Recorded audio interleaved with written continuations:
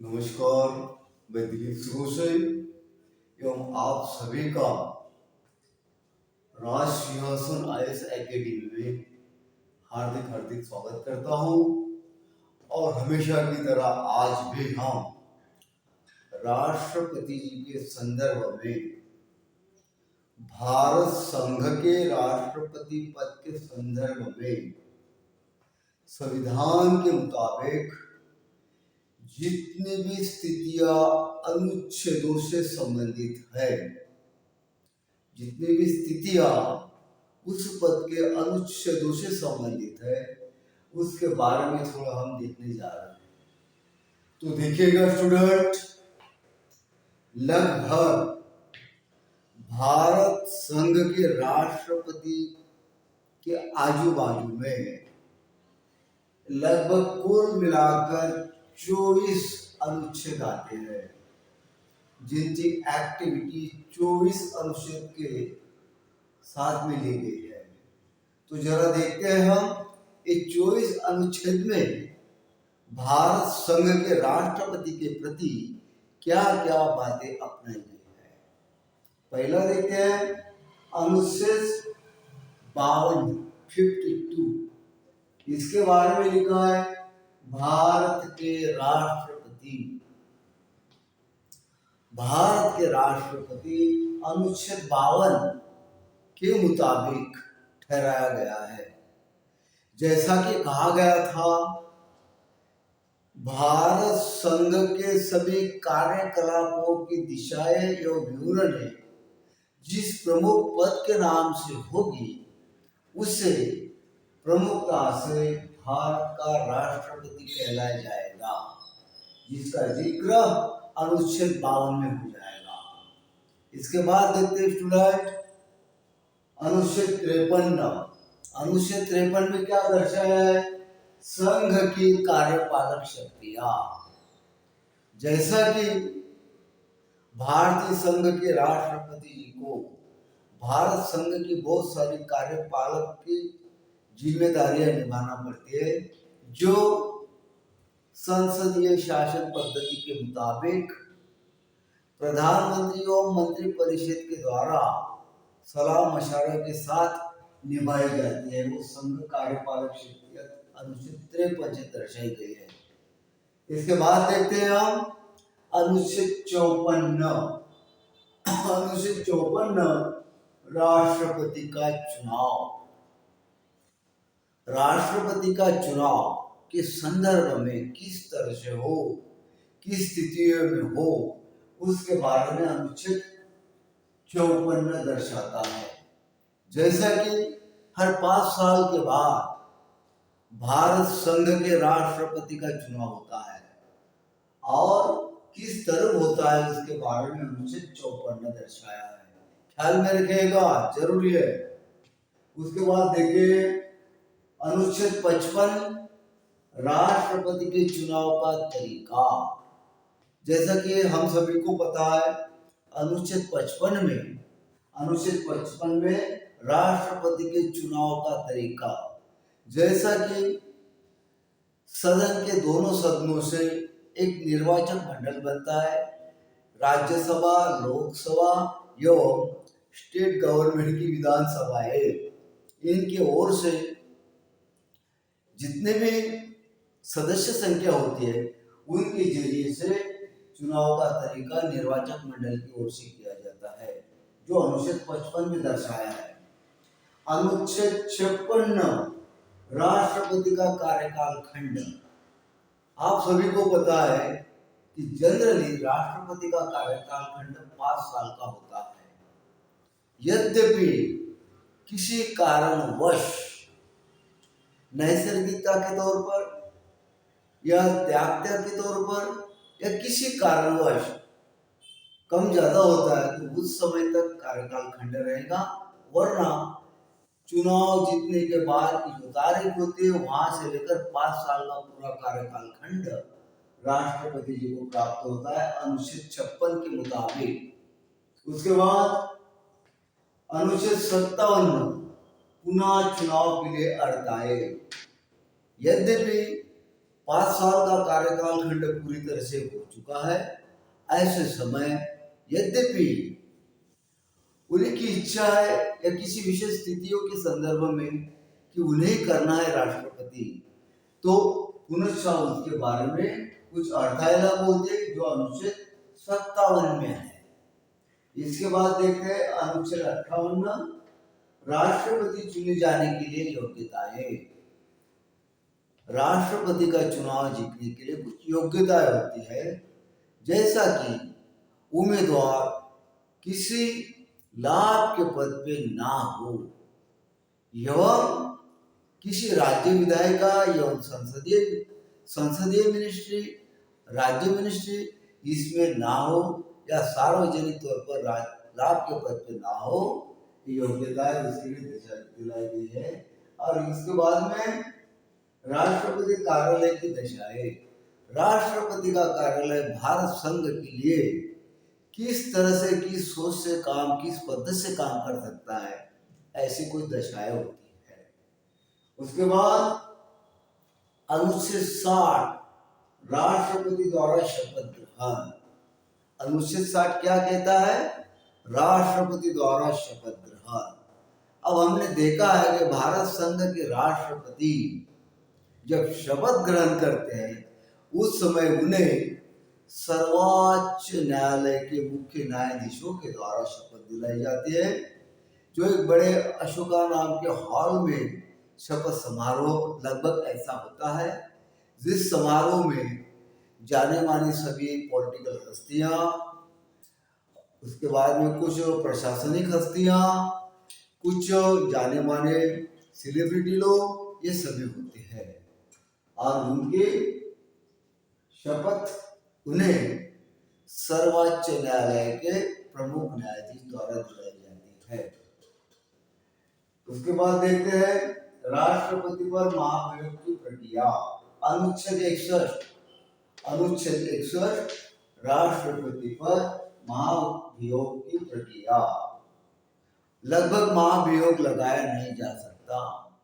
By the way अगर ऐसा हुआ तो महाभियोग की प्रक्रिया अनुच्छेद 61 में दर्शाई गई है, जैसा कि सदन के किसी भी संसद के किसी भी सभागृह में उनके प्रति 2/3 मतदान के ज्यादा 2/3 सदस्यों के सहयोग के द्वारा उनके ऊपर महाभियोग की प्रक्रिया प्रारंभ करवा दी जा सकती है।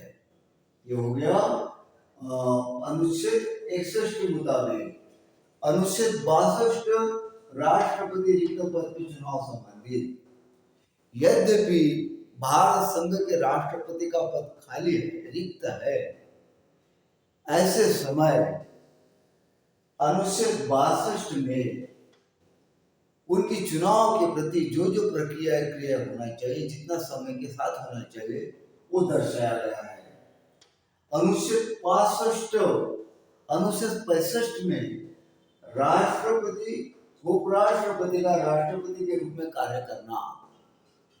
अनुच्छेद 65 में उपराष्ट्रपति का राष्ट्रपति के रूप में कार्य करना, जैसे कि नैसर्गिक मृत्यु, कुछ त्याग पत्र एवं किसी वजह से वो स्थान रिक्त होना एवं कुछ समय के लिए सम्मान्य वर्तमान राष्ट्रपति महोदय का छुट्टी पे जाना। ऐसे समय में वो कामकाज संभालने के लिए उपराष्ट्रपति का कार्य होता है, जो अनुच्छेद 65 में दर्शाया गया है। ख्याल में रखना पॉइंट को। उसके बाद अनुच्छेद 71 क्या कहता है? राष्ट्रपति के चुनाव से संबंधित मामले, जैसा कि राष्ट्रपति जी का चुनाव किस तरह से हो, किस ढंग से हो एवं कौन सी पद्धति अपनाई जाए, तथा यद्यपि कुछ ऐसी स्थितियां हो कि राष्ट्रपति का चुनाव संपन्न होने के बाद, विजय घोषित होने के बाद यदि वे निर्वाचक मंडल का कोई सदस्य अपात्र होता है, उस समय की जो भी मामले आते हैं वो सर्वोच्च न्यायालय में निर्णय के लिए दिए जाते हैं। तो उसका होता है अनुच्छेद 71 राष्ट्रपति के चुनाव से संबंधित मामले, ये सब बात आती है। अब देखते हैं अनुच्छेद 72 राष्ट्रपति की ओर से क्षमादान, दंडदान, दंडमाप एवं माफी के मामले। अनुच्छेद 72 जैसा कि भारतीय संघ के राष्ट्रपति जी को संघ के किसी भी नागरिक को मर्सी पावर दिया जाता है, दया का अधिकार दिया जाता है, जैसा कि जीवित, जैसा कि प्राणात्मक फांसी की सजा सुनाई जाए या बहुत सारा दंड सुनाया जाए या माफी के काबिल ना रहे, ऐसे समय जो मामले होते हैं जिसके द्वारा राष्ट्रपति जी स्वयं निर्णय करते हैं, जैसा कि माफ करना, क्षमादान करना एवं उनकी जो मिली हुई सजा है उसको परिहार के द्वारा कुछ समय के लिए स्थगित करना, ऐसे मामले अनुच्छेद 72 में आते हैं। इसके बाद देखते हैं हम 74 अनुच्छेद 74 मंत्रिपरिषद का राष्ट्रपति को सहयोग एवं परामर्श देना। जैसा कि अनुच्छेद 74 में यह दर्शाया गया है, संघ के राष्ट्रपति जी को शासनाध्यक्ष के तौर पर केंद्रीय प्रधानमंत्री और मंत्रिपरिषद के जरिए से सलाह या परामर्श लिया जाता है, वो मामले अनुच्छेद 74 में आते हैं। इसके बाद देखते हैं हम अनुच्छेद 75 केंद्रीय मंत्रियों से संबंधित मामले। अनुच्छेद 75 केंद्रीय मंत्रियों से संबंधित, जैसा कि नियुक्ति, कार्यकाल खंड, वेतन तथा कुछ बहुत सारी बातें होती है जो मिनिस्ट्री के संदर्भ में होती है, वो अनुच्छेद 75 के तहत राष्ट्रपति जी को पावर प्राप्त है। इसके बाद देखते हैं हम अनुच्छेद 76 भारत के मानववादी के प्रति। अनुच्छेद 76 यह दर्शाता है कि भारत संघ के राष्ट्रपति को महान्यायवादी की नियुक्ति कराना, जिसे अटॉर्नी जनरल ऑफ इंडिया भी कहा जाता है। अनुच्छेद 77 भारत सरकार द्वारा कार्यवाही का संचालन। जैसा कि भारत सरकार में कार्यपालिका, न्यायपालिका, विधायिका, राष्ट्रपति कार्यालय एवं एक भाग और देखा जाएगा, जोड़ा जाएगा संसदीय सचिवालय। इस सब मिला के भारत सरकार का कार्यभार चलता है और उसी के संदर्भ में भारत सरकार द्वारा कार्रवाई का संचालन, इन सभी जुड़ी हुई चीजें, बातें अनुच्छेद 77 के तौर से राष्ट्रपति जी को आधिकारिक तौर पर प्राप्त है। ठीक है स्टूडेंट। इसके बाद देखते हैं अनुच्छेद 78 इसमें राष्ट्रपति के साथ प्रधानमंत्री का दायित्व एवं अनुच्छेद 78 से राष्ट्रपति जी को ये शक्तियां प्राप्त है कि सरकार की ओर से किस प्रकार से निर्णय लिए जा रहे हैं, किस प्रकार से सरकार चलाई जा रही है। राष्ट्रपति जी प्रधानमंत्री से हर सवाल पूछ सकते हैं। वो आता है लगभग अनुच्छेद 78 में। इसके बाद देखते हैं अनुच्छेद 85 जिसमें संसद सत्र 17वां या भंग करना। जैसा कि एक साल में 2 बार संसद का सत्र बुलाया जाता है, जैसा कि विंटर सेशन एवं उसके बाद में और एक सेशन आता है। इन दोनों सेशन को बुलाना सभी सरकार की ओर से वो चालू हुई कार्यवाहियां, किया गया कार्यकलापों के बारे में एवं देश के हर हाल के प्रश्न वगैरह सब बातें ये संसद के 17वें में आता है। और ऐसा संसद का सत्र बुलाना 6 माह का समय दूसरे संसद के सत्र बुलाने के बीच में लगता है, जो 6 माह के बाद संसद सत्र बुला लेती है। ऐसे समय संसद का सत्र, उसके बारे में और बातें तथा सत्रावसान करना ये भी उनके अख्तियार में, एवं भंग भी करना ये भी उनके अख्तियार में आता है, जो अनुच्छेद 85 दर्शाता है। अनुच्छेद 85 50C। इसके बाद अनुच्छेद 111 111 ये क्या कहता है? संसद द्वारा पारित विधेयक पर सहमति।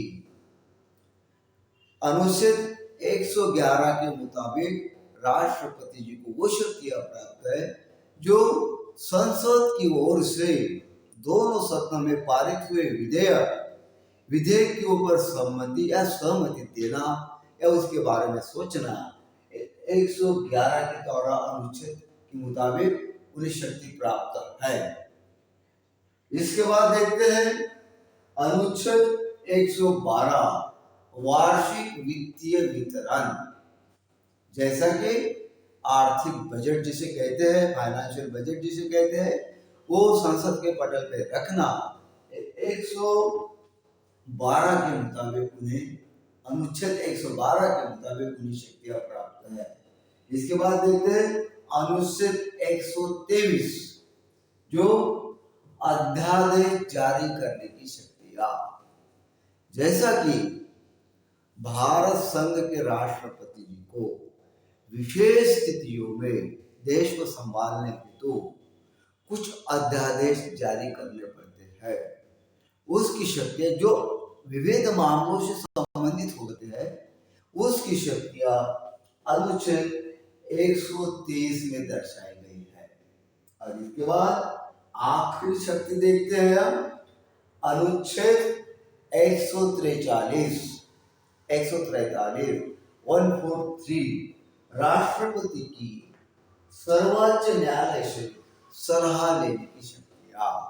ये आखिरी शक्ति, आखिरी अनुच्छेद है 143।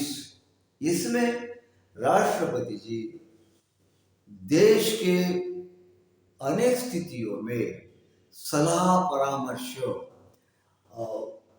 सर्वोच्च न्यायालय से मंगवा सकते हैं, लेकिन उनकी सलाह मानना या न मानना वो उनका राष्ट्रपति जी का विवेकाधीन अधिकार होता है। इसलिए राष्ट्रपति जी के साथ में मिलाकर कुल 24 अनुच्छेद 24 अनुच्छेद की शक्तियां राष्ट्रपति अल्फाज के आजू बाजू में घूमती है। तो मैं मानता हूं डियर स्टूडेंट, आप सभी को, दर्शक को भी आज का क्लास समझ में आया होगा। जो राष्ट्रपति जी के बारे में था, भारतीय संघ के राष्ट्रपति प्रमुख मुख्य शासनाध्यक्ष के नाते से इन्हें 24 अनुच्छेद की सभी शक्तियां प्राप्त होती हैं। तो मानता हूं कि आपको ये जो चैप्टर हमने पढ़ाया समझ में आया होगा, और मैं रिक्वेस्ट करता हूं कि कृपया आप चैनल को सब्सक्राइब कीजिए, कमेंट भी कीजिए, शेयर भी कीजिए। Thank you so much.